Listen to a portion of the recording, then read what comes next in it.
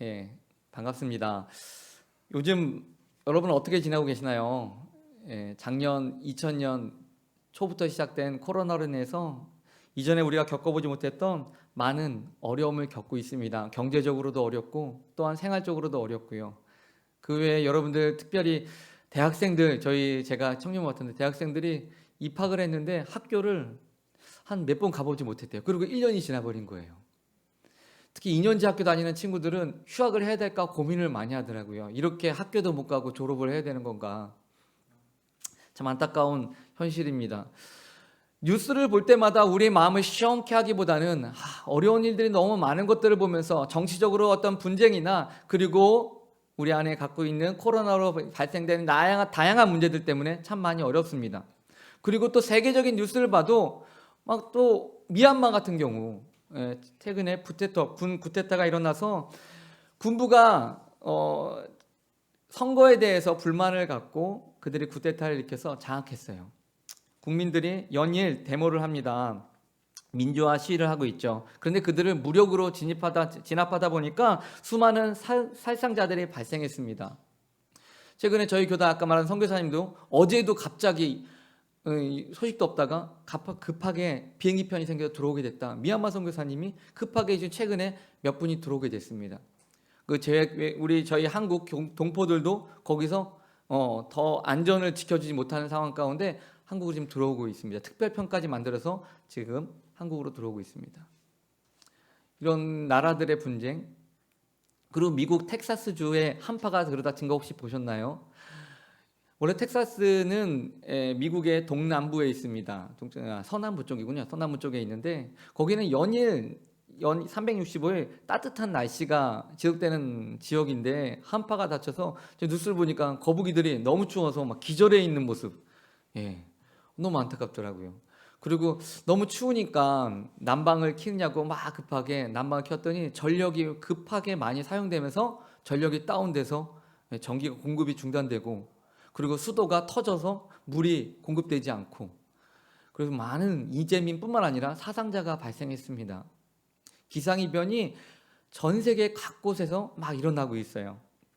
이런 안타까운 소식들, 코로나나 아니면 나라와 사이에서 분쟁이나 아니면은 이게 자연재해나, 오늘 본문의 말씀을 읽어보면 지금 현재 우리 상황과 별반 다를 것이 없는 것처럼 느껴집니다. 지금 2000년 이전에 우리 예수님께서 제자들의 궁금증, 언제 하나님 마지막 때가 오겠습니까? 라는 질문에 했던 그 대답이 지금의 우리의 모습을 나타내 주고 있는 것 같아요. 그러나 이러한 현상들은 과거에서 2000년 전에 예수님께서 말씀하신 그때와 지금 이에 나타난 것이 아니라 그 사이에도 여러 차례 이런 현상들이 일어났다는 것이죠. 과거에도 역병과 돌림병으로 전 세계를 위험에 빠뜨리는 것들이 있었습니다. 코로나보다 더 심각했어요. 이제 전 세계 인구의 5억에서 6억 명의 목숨이 앗아간 천연두, 그리고 중세 유럽의 3분의 1에 대한 사람들의 목숨을 빼앗아간 흑사병, 그리고 가장 최근이 1918년에서 19년에 발생한 전 세계 2,000명에서 2,500만 명 이 정도? 아니, 어떤 뉴스에 보면 5천만 명까지도 잡더라고요. 스페인 독감. 우리 한국에도 스페인 독감으로 740만 명이 죽었다고 합니다. 통계 찾아보면. 740명이 감염되고 13명이 죽었군요. 죄송합니다. 13만 명이 죽었다고 합니다. 현재 우리나라 코로나 확진자가 9만 2천 명이고 사망자는 380명입니다. 이거랑 비교해도 어마어마한 숫자가 감염됐고 죽었죠. 이런 일들이 과거에서부터 있었다는 겁니다. 그리고 우리에게 큰 피해를 주었던 자연재해는 말할 것도 없어요. 큰 텍사스 한파 이상의 것들이 지진도, 스촨성 지진도 있었죠. 그리고 일본의 쓰나미도 있었죠. 그리고 인도네시아 옆에 있었던 그 쓰나미도 있었죠. 큰 역사들이, 큰 재해들이 많이 있었습니다. 과거로부터 많이 있었어요. 과학이 발달됐다고 그때 막을 수 있을까요? 그렇지 못합니다. 자연재해나 돌림병, 그것을 바라볼 때 인간이 얼마나 연약한 존재라는 것을 깨달을 수밖에 없는 것이죠. 그러면서 자연스럽게 많은 사람들은 세상의 종말에 대해서 생각하고 특별히 기독교인들은 하나님의 심판의 날 마지막 때를 기억해야 됩니다. 그러나 이러한 사태가 지나고 나면 언제 그랬냐는 듯이 사람들은 뭐 살만한 세상이다라고 생각하고 살아요. 당장 코로나 때문에 막 괴로움을 당할 때는 정말 하나님의 때가 이때가 아닌가. 그런데 이 어려운 때가 살짝 좀 지나고 나면 우리는 죽음하고 전혀 상관없는 사람처럼 우리가 살아가는 것이 인간의 연약함인 것 같습니다. 작년에도 막 코로나로 인해서 거리두기를 하고 있고 막 뭐 작년에 홍수가 많이 났잖아요. 비 피해로 인해서. 그런데도 제가 그때 한 뉴스를 봤더니 제주도 가는 비행기는 매진됐다. 참 이게 아이러니한 것 같습니다. 인간은 죽음과는 거리가 먼 것처럼 살고 있지만 재밌는 사실은 과거부터 현재까지 인류는 종말에 대해서 지대한 관심을 보고 있고 그 종말 때문에 사회를 어지럽힌 사건들도 참 많았어요. 제가 중학교 때, 중3 때, 고등학교 1학년 올라갈 때 다미성교회에서 1993년이었나 2년이었나 이렇게 날짜까지 정해놓고 그때가 종말의 때다. 많은 사람이 그것들로 인해서 혼란을 겪었습니다. 오늘 본문은 세상의 끝 종말에 관한 예수님의 예언입니다. 23장부터 25장에 예수님께서는 제자들에게 그리고 그를 따른 무리들에게 여러 비유를 통해서 종말에 관해서 그 비밀을 이야기해 주면서 너는 마지막 때를 준비해라 이야기합니다. 현재의 상황이 종말을 말한 것처럼 느낄 수도 있습니다. 성경에도 종말에 관한 다양한 내용들이 나옵니다. 그러나 성경 어디에서도 때에 대해서는 정확하게 말하고 있지 않습니다. 현상에 대해서는 이야기하지만 정확하게 이때다 말하고 있지 않아요. 우리 몇 군데 말씀 한번 찾아보도록 하겠습니다. 먼저 데살로니가 전서 5장 1절과 2절 말씀 한번 보겠습니다. 데살로니가 전서 5장 1절 2절 말씀. 데살로니가 전서 5장 1절 2절 말씀. 본문의 말씀 딱 체크해 놓고 뒤로 가야 돼. 다시 본문으로 돌아가야 되니까요. 데살로니가 전서 5장 1절 2절 말씀 우리 읽겠습니다. 시작. 형제들아 때와 시기에 관하여는 너희에게 쓸 것이 없음은 주의 날이 밤에 도둑과 같이 이룰 줄을 너희 자신이 자세히 알기 때문이라. 아멘.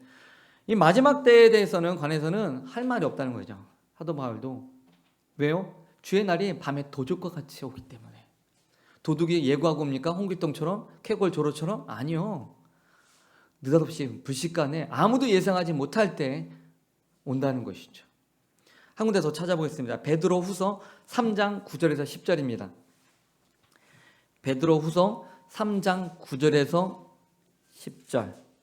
베드로 후서 3장 많이 들어가셔야 됩니다. 베드로 후서 3장 9절과 10절입니다.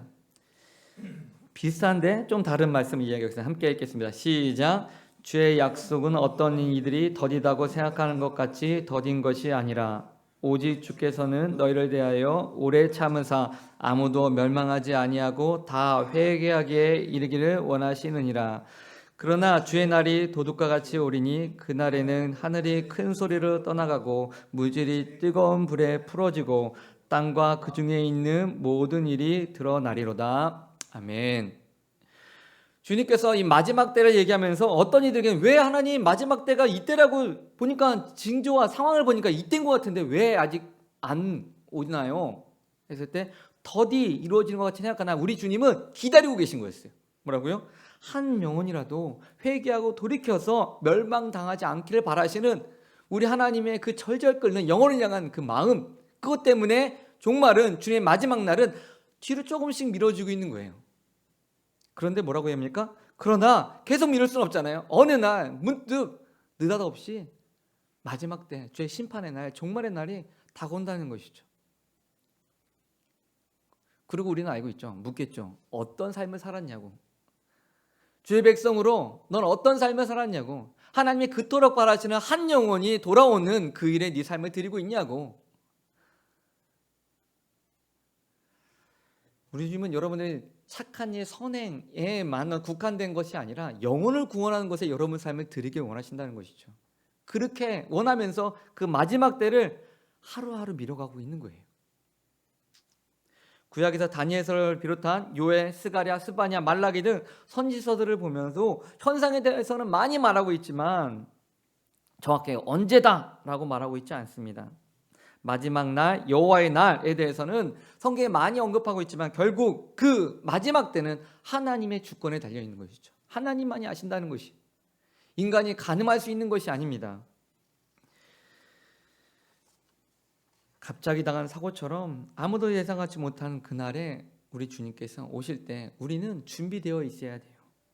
오늘 본문은 14절에 성경에서 유일하게 마지막 때에 관해서 한 가지 힌트를 주고 있습니다.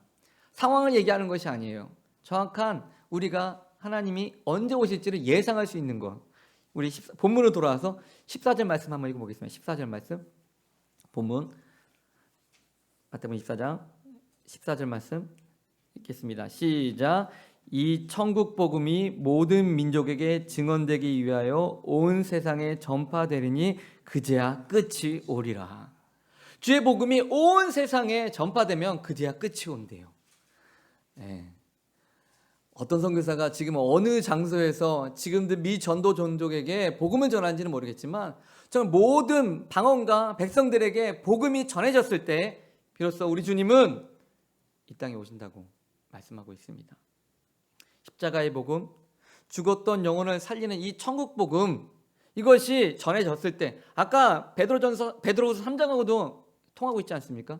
하나님께서 한 영혼이 주님께로 돌아오는 걸 기다리고 계세요. 계속 미루가면서. 그런데 모든 민족에게 복음이 전해지면 그때서야 그래, 복음을 다 들었다, 이제 가서 내가 그것에 대한 결말을 보고 싶다.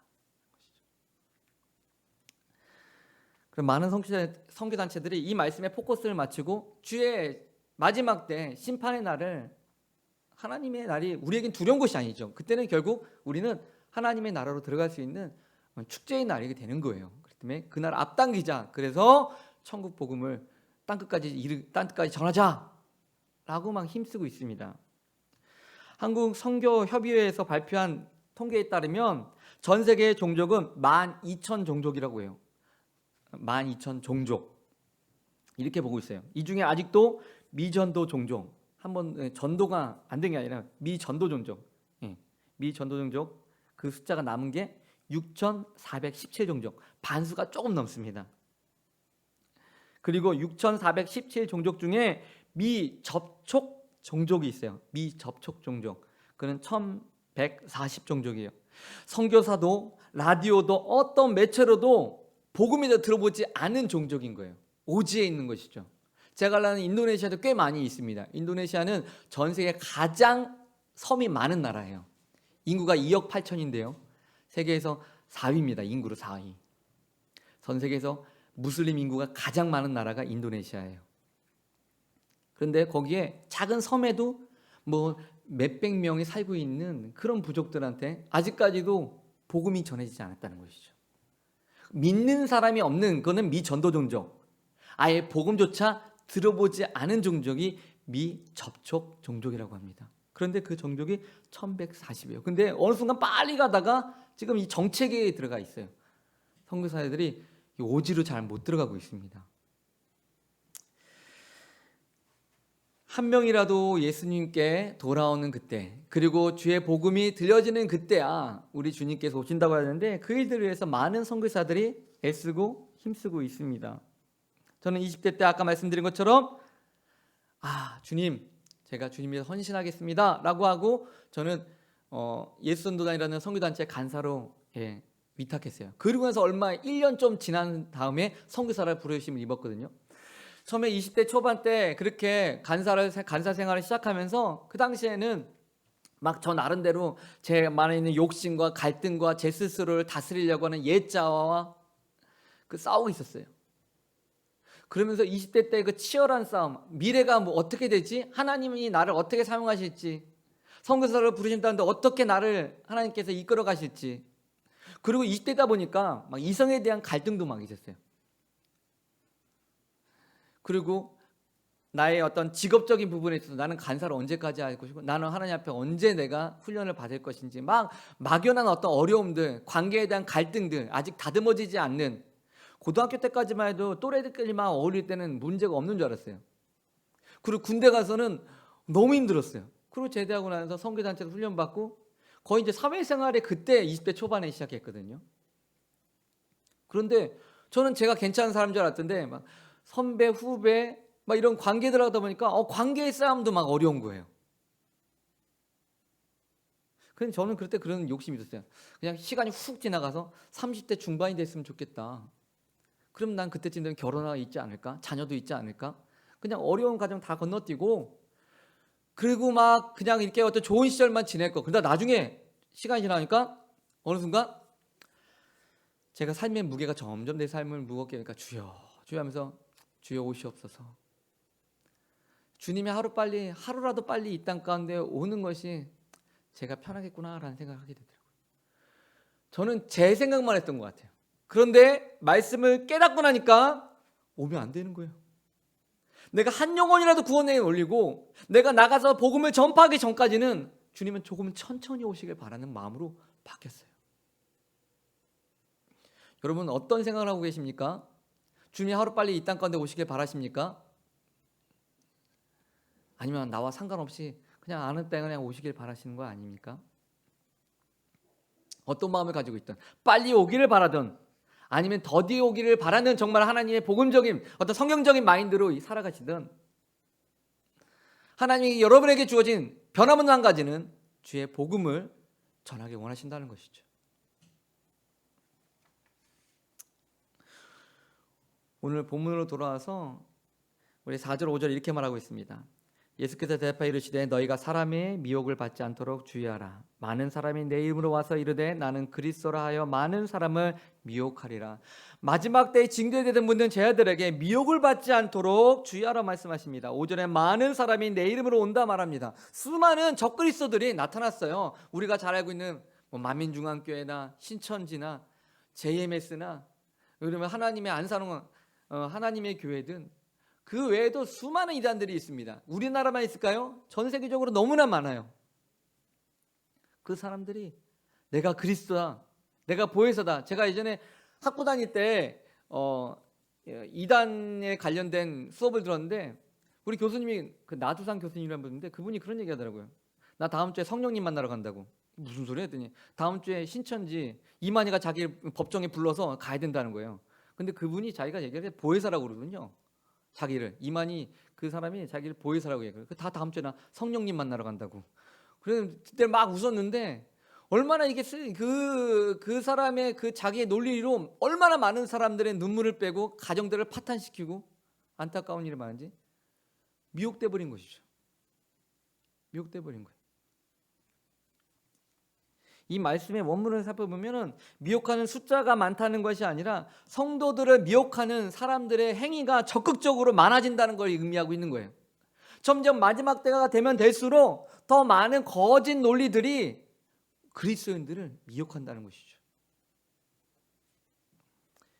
이런 더 구체적인 상황은 우리 조성 목사님께서 설명해 줄 것입니다. 당시 상황에서는 제자들에게는 난리였어요. 막 적그리스도가 나타난다는 거, 소문들이 여러 가지인데, 근데 그 다음은 좀 더 구체적으로 얘기한 게 뭐냐면 민족과 민족이 대립을 하고 나라와 나라가 충돌하고 첫째 기근과 지진이 일어난다고 얘기합니다. 지금 우리와 같은 상황인 거죠. 근데 그건 뭐라고 합니까? 재난의 시작이라 말합니다. 많은 현상들이 마지막 때처럼 보이는데 재난의 시작이래요. 마지막 때의 시작이라고 얘기하고 있습니다. 아, 그래, 지금이 마지막 때의 시작이구나. 이 많은 이 자연재해나 어떤 질병에 따른 어떤 어려움들, 나라의 어떤 분쟁들, 근데 그거는 시작에 불과하다는 것이에요. 거기다 우리의 마음을 뺏겨서는 안 될 것입니다. 더 안타까운 건 그 다음에 이야기하고 있습니다. 9절에서 12절까지의 말씀 제가 읽겠습니다. 9절에서 12절입니다. 그때 사람들이 너희를 환난에 넘겨주겠으며 너희를 죽이리니 너희가 내 이름 때문에 모든 민족에게 미움을 받으리라. 그때 많은 사람이 실족하게 되어 서로 잡아주고 서로 미워하겠으며 거짓 선자가 많이 일어나 많은 사람 미혹하겠으며 불법이 성함으로 많은 사람의 사랑이 식어지리라. 앞에 어떤 재난이나 환란이나 어떤 자연재해나 이거는 시작에 불과하고, 이거보다 더 큰 문제는 9절부터 일어나는 사람과 사람이 미워하고 환란에 넘겨주고, 그리고 거짓 선자가 많아진 것뿐만 아니라 불법이 성하고 사람의 사랑이 식어진대요. 2019년 말에 초등학교 5학년 여자아이가 자신을 헌담했다는 이유로 친구를 문방구 칼, 카터칼로 여러 차례 찔러서 숨지게 한 사건이 있었어요. 뭐 왕따시게 괴롭힌 것도 아니에요. 자기를 욕했다는 이유만으로 그 분에 얘가 그걸 못 이겨서 찾아가서 아파트 복도에서 카터칼로 난살했대, 난자. 이 사건을 어떻게 이해합니까? 수많은 댓글 레트인데 뭐라고 달았어요? 14세 미만 촉법 소년법을 강화해야 된다. 그걸 폐지해버리고 어린아이도 책임을 묻게 된다. 법을 강화하면 됩니까? 그걸로 해결할 수 있는 문제예요? 사람이 사람을 상하게 하는 이 일이 너무 마음이 아픈 거예요. 사랑이 식어져 버리는 이 현상들. 최근에 정인이 사건 때문에 많은 사람들이 막 사랑한다 정이나 미안해 정이나, 정말 그것을 바라보는 어떤 그 두 부모가, 양 부모가 믿음의 가정의 자녀였다. 어떤 그런 걸로 어떤 종교적인, 이게 아까 말하는 어떤 종교적인 어떤 프레임에 집어넣었고 기독교인을 핍박하는 거라고 생각해요. 그런 걸 떠나서 그냥 사람의 사랑이 식어진 거에 제 안타까움이 있는 거죠. 어떻게 그 어린 생명을 해합니까? 그런데 양부모니까 아니요. 친부모도 그런 사건들이 뉴스에 종종 등장하잖아요. 내 자녀인데 정말 사랑해서 맞이 안 해도 정말 너무 사랑스러운 그 자녀를 자기의 어떤 이그러진 자아 때문에 그 어린 생명을 함부로 대하는, 그것만 있습니까? 자녀가 부모를 그렇게 자기를 사랑으로 키웠던 그 부모에 대해서 그 보답해야 되는 어떤 당연한 그것이 이치인데, 그 부모의 생명을 빼앗는 일들이 일어난다는 것이죠. 왜? 자기 욕심 때문에, 재산 달라고, 상속 때문에, 술 먹고 술에 취해서. 대부분 다 그런 뉴스의 댓글들은 분노가 막 가득 차 있어요. 법을 강화하면 된다. 사형을 다시 부활시키면 된다. 법이 강해지면은 이 일들이 사라집니까? 아니요. 사랑이 식어져 버린 것은 법을 강화한다고 사랑이 다시 첫사랑을 회복하는 일이 일어나지 않다는 것이죠.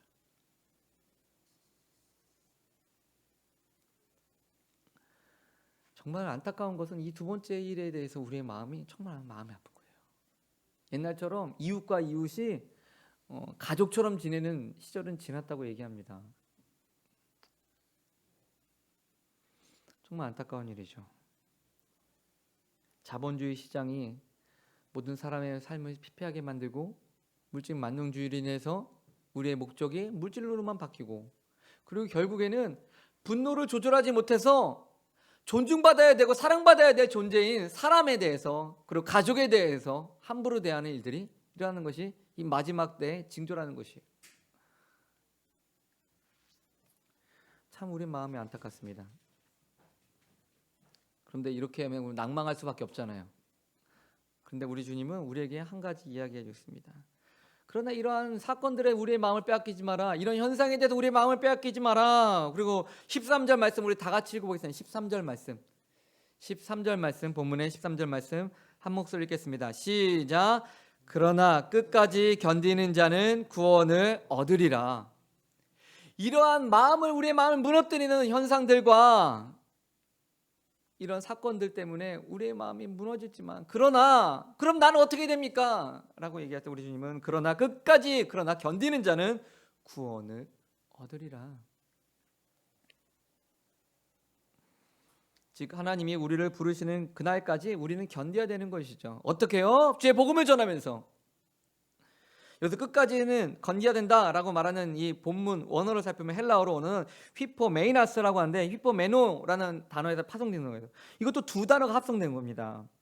뭐뭐 아래라는 전치사 휘포와 거주하다, 남아있다라는 동사 매노가 합쳐진 단어예요. 예. 그래서 합쳐진 뭡니까? 뭐뭐 아래에 남아있다, 뭐뭐 아래에 거주하다라는 의미인 거죠. 여기서 뭐뭐 아래가 중요한 거죠. 그럼 도대체 어디? 뭐 이게 책상 밑에 지진난 것처럼 책상 밑에 숨어 있으면 됩니까? 거기 아래 거주하면 됩니까? 거기 안에 숨어서 끝까지 견디면 살아남는 거예요? 아니에요. 여기서 말하는 하나님의 정확한 의미는 어디 아래? 하나님의 말씀, 진리의 말씀 아래 숨는 자, 말씀 아래 거하는 자, 그 안에서 자기의 삶을 드리는 자, 그런 자는 끝까지 견디어서 하나님의 구원을 보게 된다는 거예요. 이 마지막 때, 이 혼란스러운 때 사랑이 식어지고 사람이 사람을 미워하고 재난과 질병으로 어려운 이때 우리는 무엇을 해야 된다고요? 하나님의 말씀을 붙잡고 그 아래 숨어 있어야 된다는 것이죠. 그 아래 머물러야 되는 거예요. 숨으란 얘기가 아니라 머물러야 된다는 거예요. 어려울 때 더 하나님의 진리에 가까이 가야 된다는 것이죠.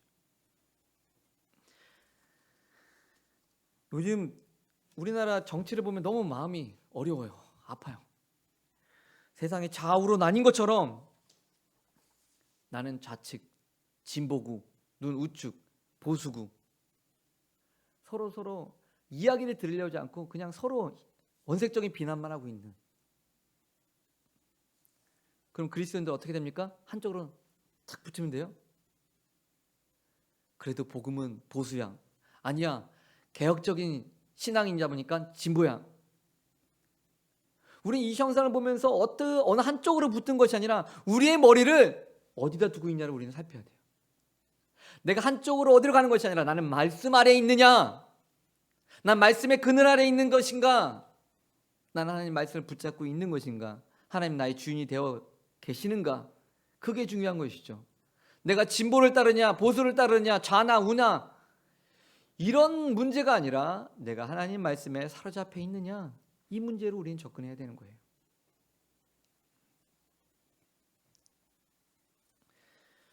여기 얇은 종이 하나가 있어요. 이 종이는 약해요. 손가락으로 탁 치거나 아니면 큰 바람에는 날아가 버리고 주먹을 세게 치면 찢어져 버립니다. 이 종이 하나만으로는 연약해요. 약해요. 근데 이 하나가 버틸 수 있는 방법이에요. 여러 장을 합치면 돼요? 예, 이것도 방법이 있죠. 근데 이거보다 더 큰, 더 좋은 방법은 뭔지 아십니까? 이 종이 하나가 이 어려운 때, 이 괴로운 때 찢어지지 않고 버틸 수 있는 것은 이 벽에 붙어 있으면 돼요. 이 벽에 붙어 있으면 아무리 때려도 그 때린 사람이 주먹이 아파요. 단단 바위 같은 그 벽에, 그곳에 붙어 있으면 이 종이는 더 이상 연약하지 않아요. 우리는 연약합니다. 그러나 우리 주님은 연약하지 않습니다. 우리 주님한테 붙어 있을 때, 우리 주의 말씀, 진리의 말씀 안에 우리가 거할 때 우리는 강해진다는 것이죠. 이 환난을 때를 이겨낼 수 있는, 끝까지 견디어서 하나님의 구원을 보는 백성으로 우리는 바뀐다는 것이죠. 여러분 예수 그리스도를 믿음으로 우리는 구원을 받지만 우리가 꼭 잊지 말아야 할 것은 두렵고 떨림으로 너희 구원을 이루라는 것이. 구원을 이루라고 했어요. 구원은 단회성도 있지만 연속성도 있습니다.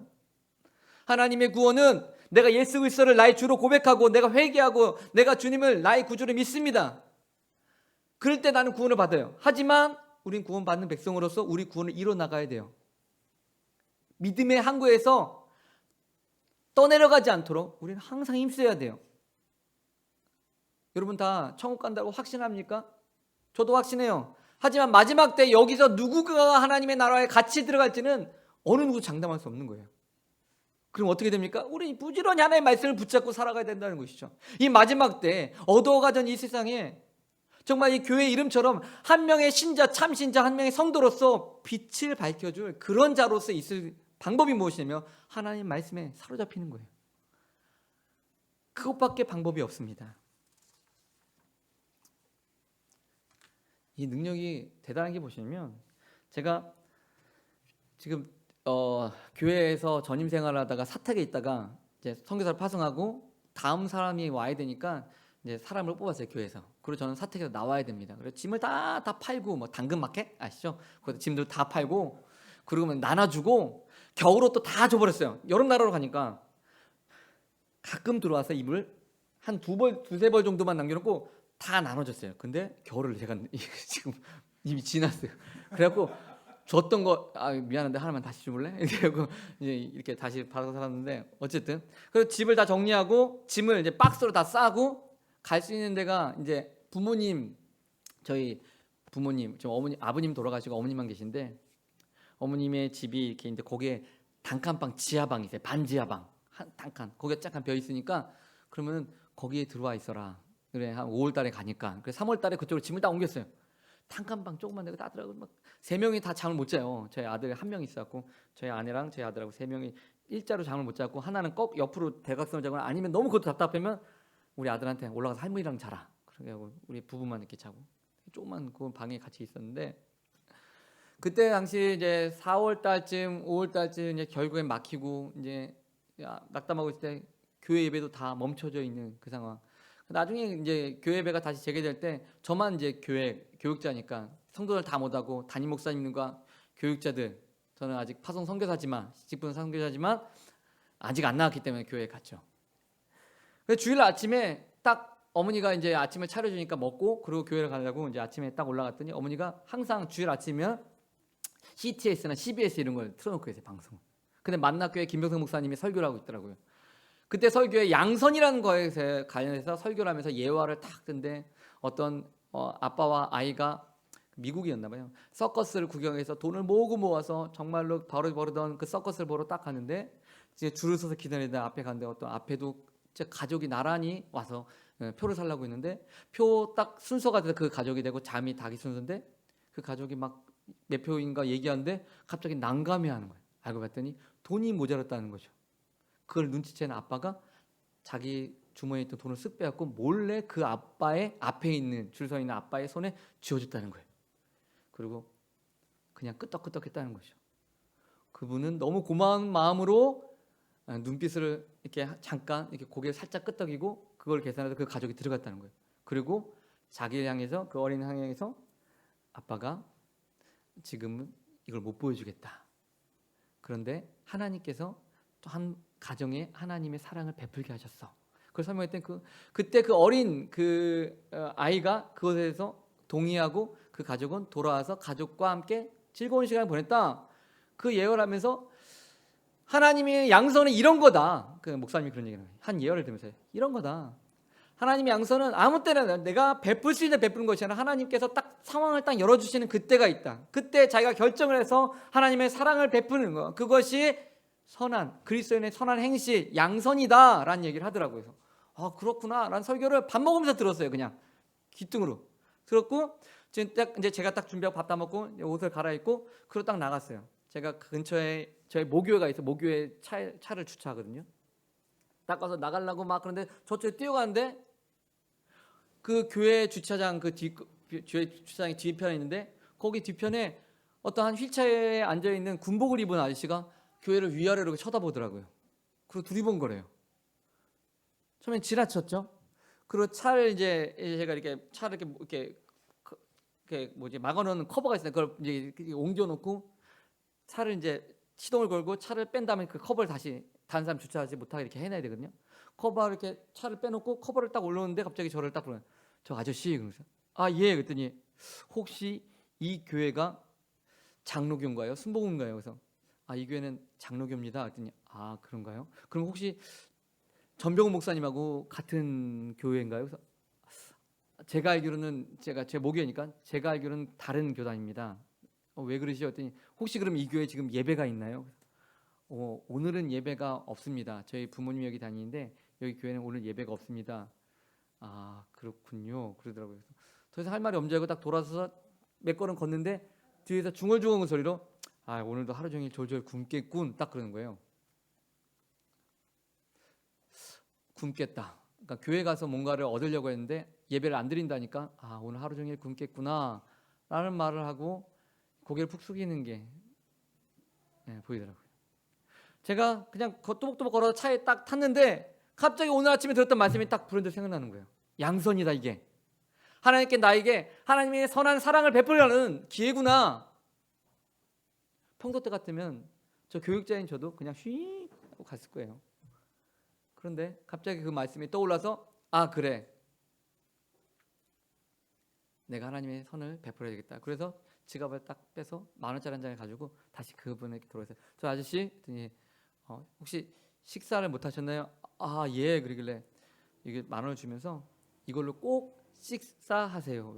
이게 노숙자들 보면은 막 술 마시니까 식사하세요. 그리고 다음 주까지 모르겠는데 조만간 예배가 다시 재개될 거니까 꼭 교회에 나와서 예배 드렸으면 좋겠습니다. 아, 그럼요. 예. 오늘 행복한 하루 되세요. 그리고 제가 돌이켰어요. 그리고 운전하고 교회로 가는데 너무 마음이 기쁜 거예요. 제가 그렇게 할 수 있는 힘이 어디서 납니까? 제가 착해서요? 아니요. 저는 원래 그런 사람이 아니에요. 아까 말했던 것처럼 그냥 돌이키는 사람이었어요. 그 지나가던 구걸하는 사람은 그냥 빨리 지나가는 사람이었어요. 그런데 그럴 수 있는 어디서 납니까? 그 아침에 들었던 하나님 말씀이 내 삶에, 내 마음에 담겨 있었고 그 마음에 담겨있던 그 말씀이 나를 주장했던 것이에요. 이 어두워진 세상에 사람의 사람을 미워하고 사랑이 식어진 이때에 우리가 하나님의 선한 빛을 비출 수 있는 유일한 방법은 말씀의 그늘 아래 머물러 있을 때, 말씀의 능력이 우리 안에 있을 때 비로소 우리는 그리스도의 사랑을 전할 수 있고 주의 복음을 전할 수 있고 이 어두운 시장에 주의 구원을 볼 수 있는 백성으로 변해야 된다는 것이죠.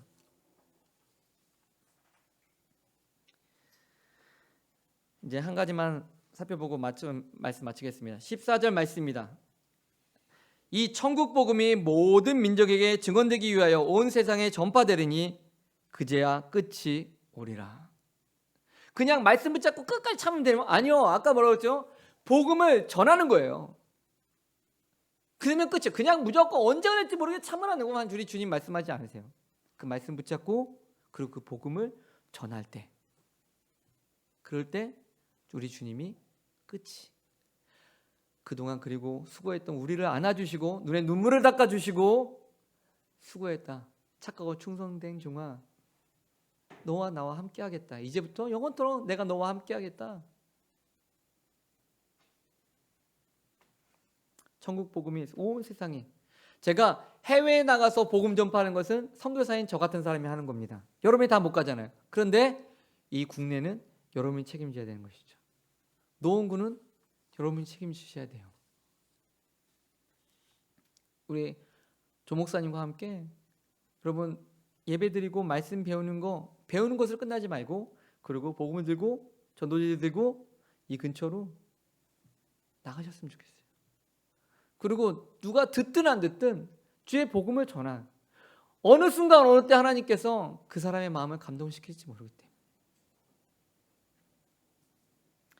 사랑하는 성도교회 성도 여러분, 하나님의 능력은 말씀 안에 있습니다.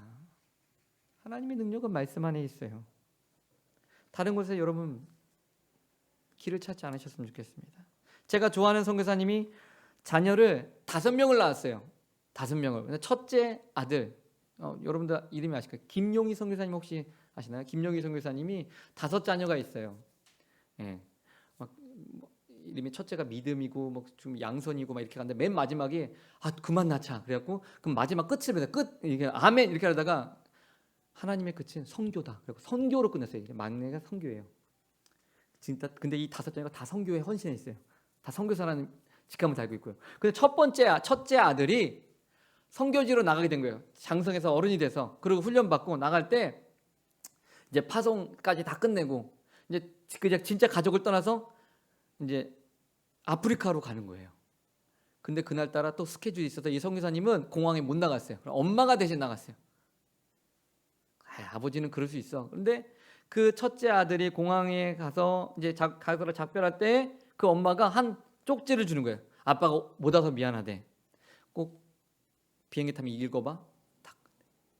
그냥 작은 쪽지였대요. 그리고 막 정신없이 들어갔어요. 가족들하고 막 교회 식구들하고 인사하고 가족들하고 인사하고 딱 들어가서 한숨 놓고 나니까 그 쪽지가 생각나서 주머니에서 딱 꺼내서 딱 보니까 그가 이렇게 써 있답니다. 아들아, 땅 끝에서 헤어져 천국 한복판에서 만나자. 이게 우리 주님께서 저와 여러분에게 하신 말씀이라고 저는 생각합니다. 지금 우리는 땅 끝에 서 있는 거예요. 우리는 지금 마지막 때를 살고 있습니다. 아까 말한 것처럼 우리는 어떻게 됩니까? 이 상황을 바라보지 않고 주의 말씀의 그늘 아래 머물면서 주의 복음을 지금도 미루고 계시고 기다리고 계시는 그분을 위해서 복음을 전하며 한 영혼이라도 주님께 돌아오기를 기다리는 그분을 위해서 우리는 복음을 전해야 돼요. 그러면 끝이야? 끝이 온다고. 그리고 천국 한복판에서 우리 주님이 우리를 만나실 것을 기대하고 이 땅을 살아가야 된다는 것이죠. 이 말씀 오늘 마음에 깊이 새기시고 오직 주님의 나를 기대하며 끝까지 주의 말씀에 머무르서 끝까지 견디는 저와 여러분들에게 주의 이름으로 축복합니다.